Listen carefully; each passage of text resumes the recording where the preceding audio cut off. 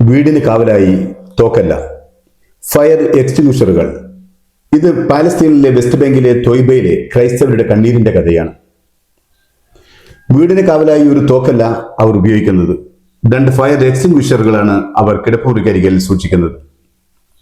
കാരണം ആരെങ്കിലും രാത്രിയിൽ അവരുടെ വീടിന് തീയിട്ടാൽ ആ തീ അണക്കാൻ അവർ തന്നെ തയ്യാറായിരിക്കണം.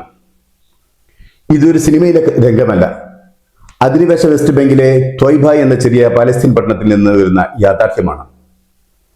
യേശുവിന്റെയും ശിഷ്യന്മാരുടെയും ചിത്രം തൂങ്ങിയിരിക്കുന്ന വീടിന്റെ താഴെ തീയണക്കാനുള്ള ഉപകരണങ്ങളുമായി ഉറങ്ങുന്ന ഒരു കുടുംബം. എന്താണ് ത്വയ്ബയിൽ സംഭവിക്കുന്നത്? വെസ്റ്റ് ബാങ്കിന്റെ ഹൃദയഭാഗത്തുള്ള ഒരു പുരാതന പട്ടണമാണ് ത്വയ്ബ. ഇന്നിവിടെ ഏകദേശം 1200ഓളം ആളുകളാണ് താമസിക്കുന്നത്. ക്രൈസ്തവ പാരമ്പര്യം നൂറ്റാണ്ടുകളായി കാത്തു സൂക്ഷിക്കുന്ന ഈ പട്ടണം ഇന്ന് മറ്റൊരു കാരണത്താലാണ് ലോകത്തിന്റെ ശ്രദ്ധയിലെത്തുന്നത്. അത് ഭയമാണ്. വീടുകൾക്ക് തീപിടിക്കുമോ, കൃഷിയിടങ്ങളിൽ ആരെങ്കിലും കയറുമോ, തൊഴിൽ സ്ഥാപനങ്ങൾ തകർക്കപ്പെടുമോ, കുട്ടികൾ സുരക്ഷിതമായി വീട്ടിലേക്ക് തിരിച്ചെത്തുമോ എന്ന ഭയം. സാന്ദ്ര ബാസിറിനും ഭർത്താവ് റോളൻഡിനും 4 കുട്ടികളുണ്ട്. അവിടെ വീട്ടിൽ യേശുവിൻ്റെയും ശിഷ്യന്മാരുടെയും ചിത്രം കാണാം. അതിന് താഴെ 2 ഫയർ എക്സ്റ്റിങ്വിഷറുകൾ. ഇത് സാധാരണ ഒരു സുരക്ഷാ ഉപകരണമല്ല, അവിടെ ജീവിതത്തിൽ വന്നുപെട്ടിരിക്കുന്ന ഭയത്തിന്റെ പ്രതീകമാണ്. അയൽവാസിയുടെ കാർ തീ കൊളുത്തിയ സംഭവം കണ്ടതിന് ശേഷമാണ് വീട്ടിൽ തന്നെ തീ അണക്കാനുള്ള ഉപകരണങ്ങൾ സൂക്ഷിക്കാൻ അവർ തീരുമാനിച്ചത്. സാന്ദ്ര പറയുന്നത്, രാത്രിയിൽ കുട്ടികൾ ഉറങ്ങുമ്പോൾ പോലും തനിക്ക് പൂർണ്ണമായി ഉറങ്ങാൻ കഴിയുന്നില്ലെന്നാണ്. കാരണം പുറത്തുനിന്ന് എന്തെങ്കിലും അപകടം വന്നാൽ ആദ്യം കുട്ടികളെ രക്ഷിക്കേണ്ടത് താനാണ്. ഒരമ്മയ്ക്ക് ഇതിലും വലിയ ഭയം വേറെ ഉണ്ടാകുമോ? ഏറ്റവും വേദനിപ്പിക്കുന്ന കാര്യം ഈ ഭയം കുട്ടികളിലേക്കും എത്തിയിരിക്കുന്നു എന്നതാണ്. സാന്ദ്രയുടെ 7 വയസ്സുകാരനായ മകൻ പോലും പുറത്തുപോയി കളിക്കാൻ ഭയപ്പെടുന്നു. അച്ഛൻ ജോലിക്ക് പോകുമ്പോൾ അച്ഛൻ തിരിച്ചു വരുമോ എന്ന ആശങ്ക. ഒരിക്കൽ സുരക്ഷിതമായിരുന്ന സ്വന്തം നാട് ഒരു കുഞ്ഞിന്റെ മനസ്സിൽ പോലും ഭയത്തിന്റെ സ്ഥലമായി മാറുമ്പോൾ അത് വെറും രാഷ്ട്രീയ വാർത്തയല്ല, അതൊരു മനുഷ്യന്റെ ജീവിതമാണ്. റോളണ്ട് കഴിഞ്ഞ 2 പതിറ്റാണ്ടിലേറെമായി നടത്തിയിരുന്ന കോറിയം കോൺക്രീറ്റ് ഫാക്ടറിയും ഉണ്ടായിരുന്നു. മില്യൺ കണക്കിന് ഡോളർ നിക്ഷേപിച്ച ബിസിനസ്, നിരവധി നാട്ടുകാർക്ക് ജോലി. പക്ഷേ അദ്ദേഹത്തിന്റെ ആരോപണം അനുസരിച്ച് കുടിയേറ്റക്കാർ തോക്കുകളുമായി എത്തി തൊഴിലാളികളെ ഓടിക്കുകയും യന്ത്രങ്ങൾ നശിപ്പിക്കുകയും സ്ഥാപനത്തിൽ തീ കൊളുത്തുകയും ചെയ്തു.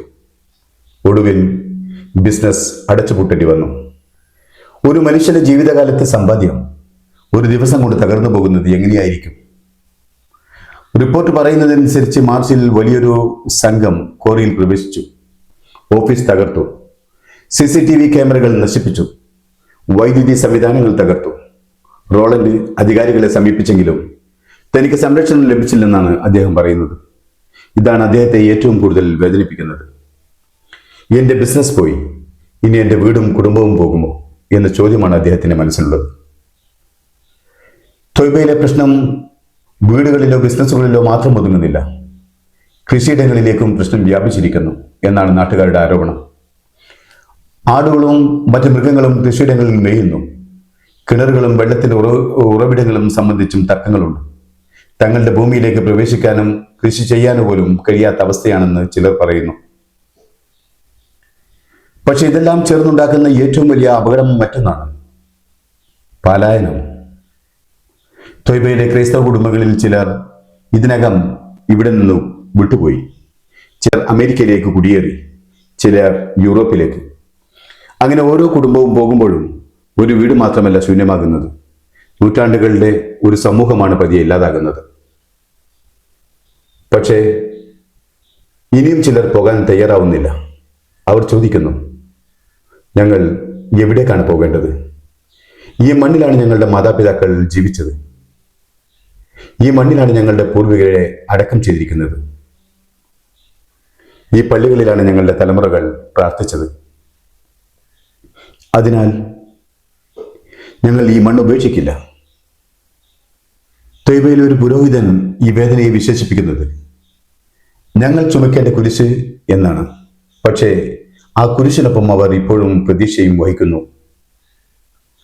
ഒരമ്മ കുട്ടികളെ ചേർത്ത് പിടിച്ചുറങ്ങുന്നു. ഒരച്ഛൻ തൻ്റെ തകർന്നുപോയ ബിസിനസ്സിനെ നോക്കുന്നു. ഒരു പുരോഹിതൻ പള്ളിയുടെ മണിയൊച്ചയിൽ പ്രതീക്ഷ തീർന്നു. ഒരു പട്ടണം സ്വന്തം മണ്ണിൽ തന്നെ തുടരാൻ പോരാടുന്നു. അവരുടെ കൈകളിൽ ആയുധങ്ങളില്ല, പക്ഷേ വീടിനുള്ളിൽ 2 ഫയർ എക്സ്റ്റിങ്വിഷറുകൾ ഉണ്ട്. ഒരുപക്ഷെ അതാണ് ഇന്നത്തെ തൊയ്ബയുടെ ഏറ്റവും വേദനിപ്പിക്കുന്ന ചിത്രം. യേശുവിൻ്റെ ചിത്രം ചുമരിലുണ്ട്, പക്ഷെ താഴെ തീ അണക്കാനുള്ള ഉപകരണങ്ങളുമുണ്ട്. അവർക്ക് വേണ്ടത് യുദ്ധമല്ല, സ്വന്തം വീട്ടിൽ ഭയമില്ലാതെ ഉറങ്ങാനുള്ള അവകാശമാണ്.